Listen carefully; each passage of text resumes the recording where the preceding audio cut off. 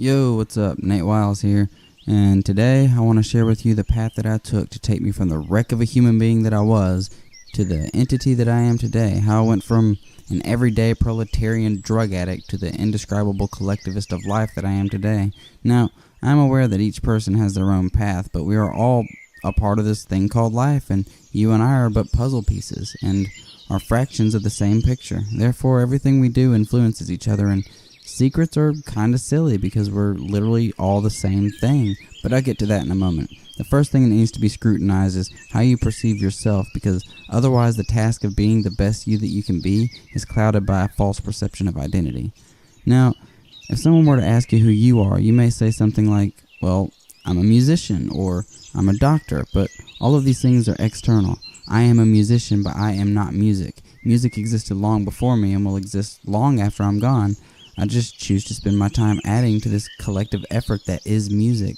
But it is something I do, not something I am. So I can't say that music in any way defines me as an individual, no matter how much passion I feel towards it. Now, this is true with every external ideological construct, true with every external piece of this physical existence. You simply cannot define the internal using the external.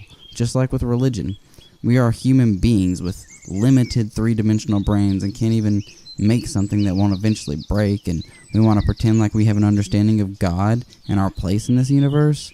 Sorry, but the truth would be way beyond our comprehension, and if an omnipotent entity stood before you, you likely wouldn't be able to see or comprehend it or hear it. Our brains are very limited, but even if you follow a religion, this is still an external manifestation from men who lived thousands of years ago, back when germs weren't even known, and it was believed that the earth was the center of the universe and that all things revolved around it. It was still assumed by many that the earth was flat. And, well, some people still believe that today, but I'm not going to get into that.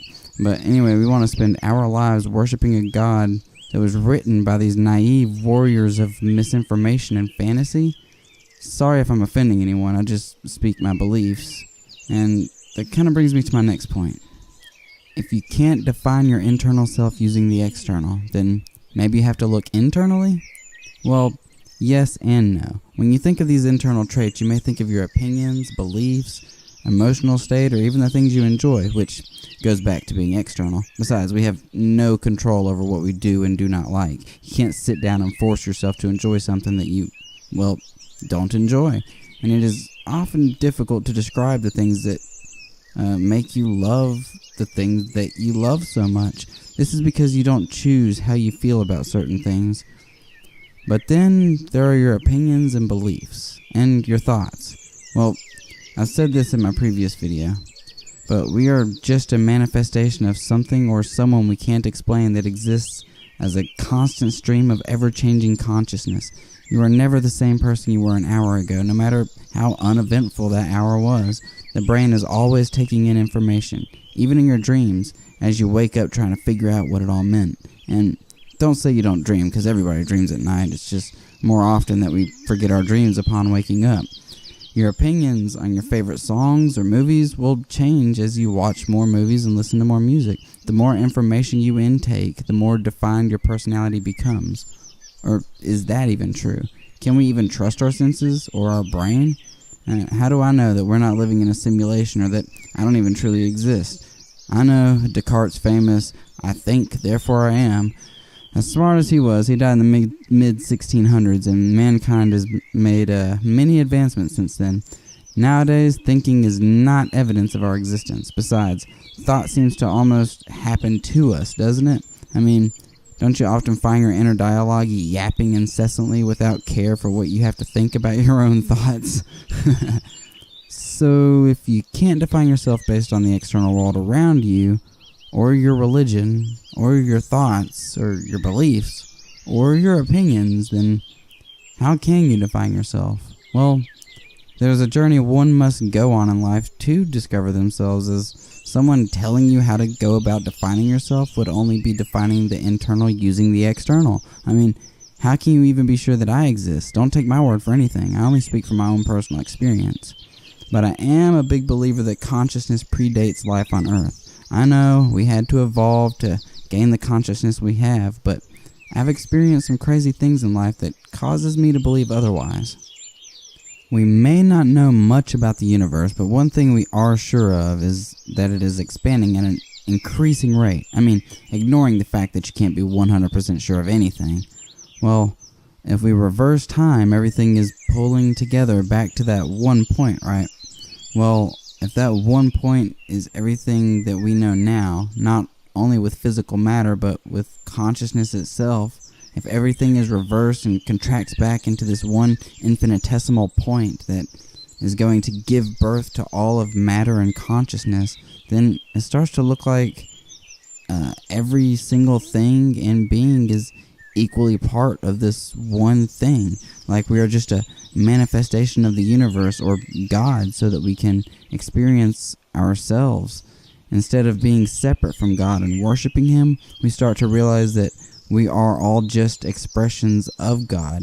The eyes that we all look through are the eyes that God looks through. Now, I obviously don't define God in the same way that you may define God. Like a synonym for the word God to me would be enigma or mystery. Again, our puny human minds would never be able to grasp such a being. You know, unless we are that being, which my life journey has come to show me that we are. And each of us is walking among each other, or scurrying through the grass on four legs, or building a web in a tree, and we're all equally part of this thing called God. Yet we find it so easy to stomp down bugs or kill other animals for pleasure, and we also kill and hurt each other. Hell, the human race is so ignorant that we would enslave, beat, and torture each other because of a difference in skin color or culture or religious beliefs. I mean, this is one of many qualities that makes me ashamed of being a member of the human race. It makes me ashamed of the human race that we live among. Racism is something that I've never been able to wrap my head around. I mean, it just made no sense to me. Yet, it is very real, even today. In reality, we're all just one race, the human race, or even beyond that. We are the race of life. I mean, I'll love you if you're white, black, Korean, Russian, a cat, a dog, or even a hippo. I'll hang the fuck out with a hippo. Yet, the rest of our race seems to harm each other for resources, and sometimes because it satisfies us. And where does this come from? Actually, that'd be a great topic for a future video. But in a nutshell, it comes from being programmed our entire lives by society, by government, by family, by peers. If there is anything that will kill your sense of identity besides drug addiction, it would be conformity. We're all in this together, yo. All of us are just thrown into this world with no knowledge of anything but instinct. Eat, fight, survive, and procreate. And we often come into this world crying like life is trauma and we're all living our lives traumatized, even if we don't even realize it. But the truth is, no one knows the answers any more than anyone else, and no one is more significant than anyone else. The people who run this country don't even know what the fuck they're doing. Just like the rest of us, we just continue to live and experience. And we've come a long way. Technology is baffling and just gets more awe-inspiring with every passing moment. Seriously, most people are really naive to the rate that technology is increasing. We worked this hard and come this far and faced odds that were stacked against us on a consistent basis, and yet humanity still exists and is continuing to advance in technology so that we can share memes on social media and laugh at cat videos on Facebook and YouTube. It's actually pretty sad. I mean, I'm not saying these things are bad, but it has become more hypnotic than beneficial. So your quest to define yourself has become attached to this device that you carry around in your pocket, so that there may never be a dull moment where you can sit back and have your own thoughts. And hello, out of all of the seemingly infinite knowledge attainable through the internet, and people seem to want to be entertained even more, the internet is arguably the greatest invention mankind has to date, and it is constantly expanding and growing. and you can use it to learn another language, get insight on other cultures, learn physics or how to play the guitar or piano or violin. You can learn how to do seemingly anything through the internet, and not only can it teach you, but it offers you a place to share your art and creations, giving this generation an advantage that no previous generation has had before. And yet, we seem more interested in what Tasha may have had for lunch or what Donald Trump is tweeting right now. It is kind of an insult to the many years spent advancing our technology. It wouldn't be so bad if the effects weren't so hypnotic, but most people wake up checking their messages and social media feed. I mean, I wake up to a nice bowl of herb, music, and a little time to myself to work on my art before I can really get going in the day. I mean, I do use social media, but rarely post anything at all, just kind of there if I need it.